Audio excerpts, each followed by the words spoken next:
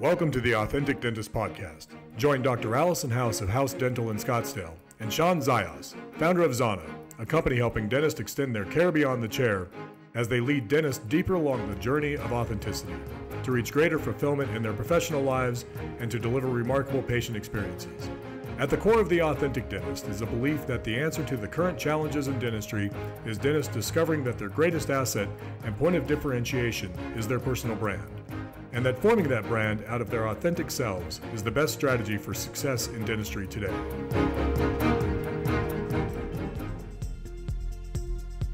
So this podcast is brought to you by Zana, and Zana makes electric toothbrushes, but it's more than that. They have a program that'll grow your practice with their electric toothbrushes. Hey guys, this is Sean and Dr. Allison House with the Authentic Dentist Podcast. And today we are going to talk about building wealth.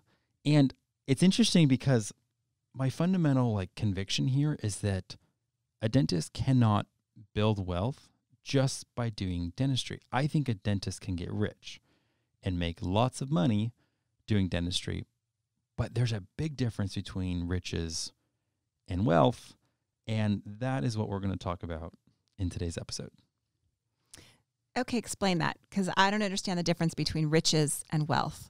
So the idea is there's a lot of rich people, and it's interesting. So I have a friend right now, and he ghostwrites books for people.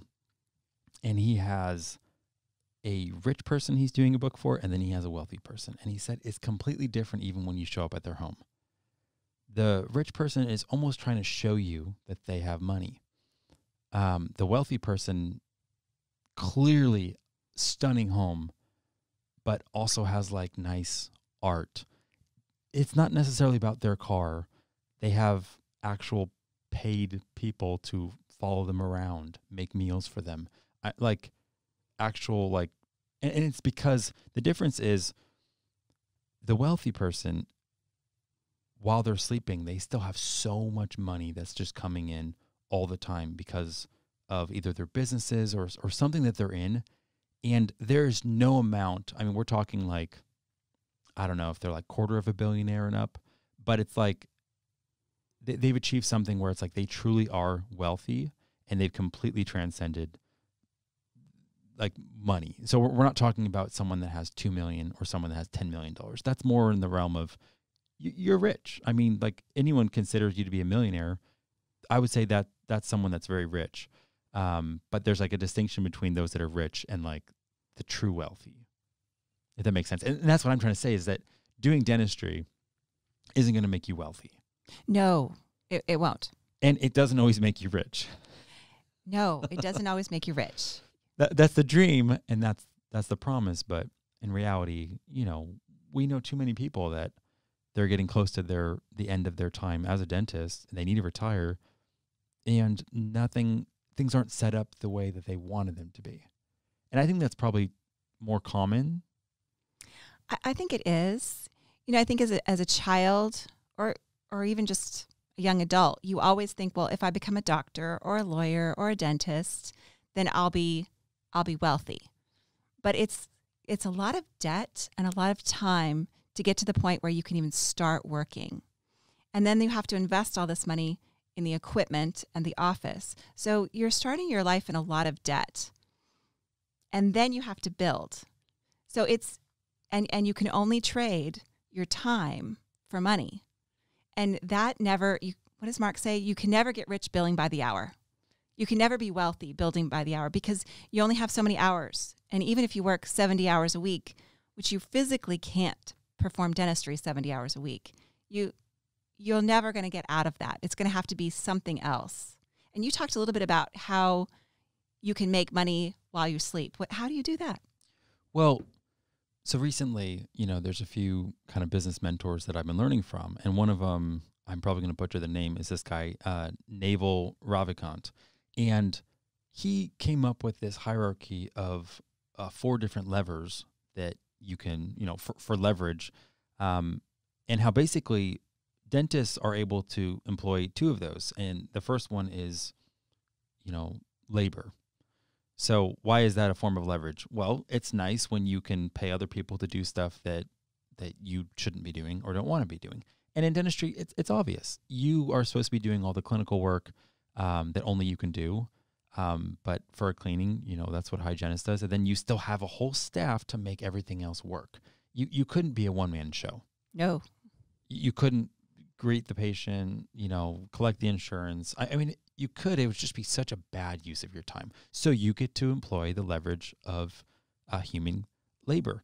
And then the next one is money. And in some ways, it's capital. And that's been being used probably with the last century, where you just take money and leverage that by either, again, putting it in markets, or for a dentist, you could buy another practice. And now you're leveraging labor in that other practice, and you used your capital to be able to, again, get more revenue because you have two practices. But the other two are super fascinating, and it's because it's all about your ability to replicate something without any sort of marginal cost. And the two examples that Naval comes up with are, it's seen predominantly with either media or with code. And I think code's probably the most obvious. It's like we're talking software here. Back in the day, Microsoft made Windows, and what happens? Well, they made the Office suite, and it happened to be on every single Windows, which obviously Windows is also software. And whenever someone bought a PC, they pretty much had to use that operating system, and then they had to pay for the Office suite that came with it. And it's just like Microsoft was just making like insane amounts of money. And it just took programming that piece of software like one time, and then it doesn't matter whether you have 100 users or you have like 10 million users. Now, of course, there's servers and everything like that, but those are such tiny costs associated with it versus, let's say, the cost of like an iPhone. Like there's actual material cost to that, or the cost of a crown, because now we're talking about material cost and the time to perform that. So that's the crazy thing about code, is that it's pretty much infinitely scalable. But media is where it's really fascinating, because I think we all agree, I don't think dentists are going to be employing code in the next 10 or 20 years. It's not part of our training. We could be assisting somebody in writing software that we need, but I don't see us writing code. I actually took Fortran back in the day, C++. It's fascinating, and I can do it, but I don't think that's a good use of my time. No. So then it's left with media. And, another really popular voice right now, this guy, Alex Hormozy, was pretty much making this argument that the new oil in today's economy is attention. And he went on to prove it by saying that, like, right now there are all these influencers that are like wildly famous on social media. And then the second they endorse some brand, and typically it's been these like liquor brands, so George Clooney had his own like whiskey. I think Dwayne Johnson, The Rock, also came out with his own. And instantly these whiskey brands become, I think they one of them sold it for like a few $1 billion. And it's simply because they're leveraging their influence, but that influence got built through media. So media basically is like, hey, so even just a post, like a single post, like me and you today, we could create a post on Facebook right now, and assuming we started getting traction, getting a lot more followers, people could consume that post like infinitely. And it doesn't take us having to be there to explain that story. So a great example of that would be any celebrity dentist nowadays. So like Brian Harris, he happens to be a mile from your practice? He is. Or a little less than a mile, actually. Yeah. Great guy. And I think he has over 200,000 followers on Instagram. And basically it's like every single post that they make, when someone new discovers his practice or his page, they get to consume that media at no extra cost to Brian Harris and his team. Because he's already done it. It's already there. He's already done it. So it's like an asset that continues to be, that can be consumed over and over and over again to provide ongoing value. But explain this to me. So he's not making money, though, on Instagram, right? He's making money because somebody found him consumed this, and then comes to his practice. So he still has to do the labor, right?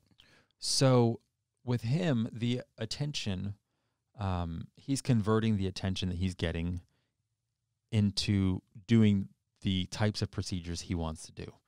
So maybe someone else that does a smile makeover can do one a month.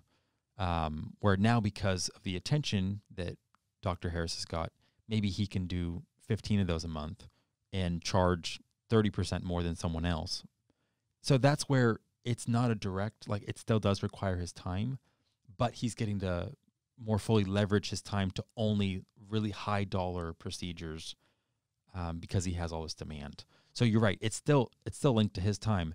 When it's not linked to his time is now if all of a sudden he uses it to create some sort of course for other dentists on how to create award-winning smiles or how to create a crazy following on Instagram.